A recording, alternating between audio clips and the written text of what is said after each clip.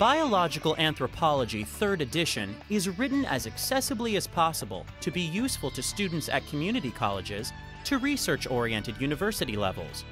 It continues to build upon the strength and success of its 1st and 2nd editions by integrating the foundations and the most current innovations in the field from the ground up. Over the past 40 years, this field has rapidly evolved from the study of physical anthropology into biological anthropology. Biological anthropology is now an integrative combination of information of the fossil record and the human skeleton, genetics of individuals and of populations, our primate relatives, human adaptation, and human behavior. Introduction to biological anthropology is the scientific study of humans as a species, where we came from, who we are today, maybe even where we're going. And historically, the field and the subject and the course consisted of the study of fossils and the study of stone tools, stones and bones. These days, we take a much more Darwinian approach, and the field is generally broken into 3 parts. It's broken into fossils, the human fossil record, primates and primate behavior, and also human biology, which is a catch-all term that includes the study of the brain, genetics, and other aspects of the human body. John Allen and Susan Anton and I are old friends from graduate school at Berkeley many years ago. We were teaching assistants together in a big introductory biological anthro course there, and as many teaching assistants do, we were always dissatisfied with the book we were using. And we decided then that someday in the distant future, which happens to be now, we would write our own book. So many years hence, we set about to do a book that we hoped would be a classic and would be the standard book in our field for many years to come. And when I say a classic book, what I mean is a book that covers all the bases, that covers all the traditional topics in biological anthropology, but that also has cutting-edge issues in it, and that also is written at an accessible enough level that students from community college level to the Ivy League can use it.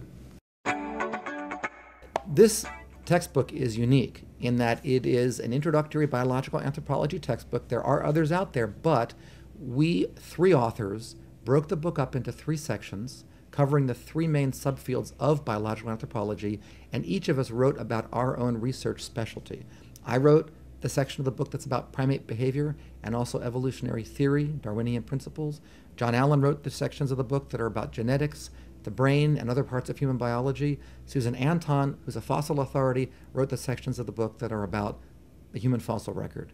So you have a book in which people are writing about, scholars are writing about their own thing, something that I'm passionate about, that I love to talk about, that I love to teach about, and that I feel that I know a lot about. And so it's not a book in which somebody's trying to cover all the bases, including a lot of information they're not firsthand in touch with. We really are in touch with every aspect of the book we write about. Well, my field is, in my opinion, one of the most exciting fields of science. I mean, I've always said to students every semester that, to me, there are 2 most vital, important fields of knowledge. One is the study of the universe and where we fit into it, and that's what astronomers do. And the other is what I do. It's the study of humanity, human life on Earth, and where we come from. So we're really telling the story in this course and in this book of who we are as a species, what we're all about, what is our past, and of course the best way to understand who you are today is to understand the past. So exciting things like the discovery of a new fossil. We all know about Lucy. That's the nickname of a famous fossil discovered in the 1970s, but there are many, many dozens of other fossils, less famous but equally important, that have been discovered since then. And part of the book is about those fossils and what they tell us. We have included in this edition several double-page spreads, really nicely done, highly illustrated features on hot topics that we call innovations in our field. So for instance, in the fossil chapter, in chapter 11, there's a spread on the Dakika baby. That's a toddler-aged, young Australopithecine human fossil that was discovered just a few years ago, and Susan Anton, who's the fossil expert who wrote that third of the book, is able to get lots of cutting-edge information and illustrations to explain to students why is Dakika important, what does finding a baby early human fossil tell us about our ancestry.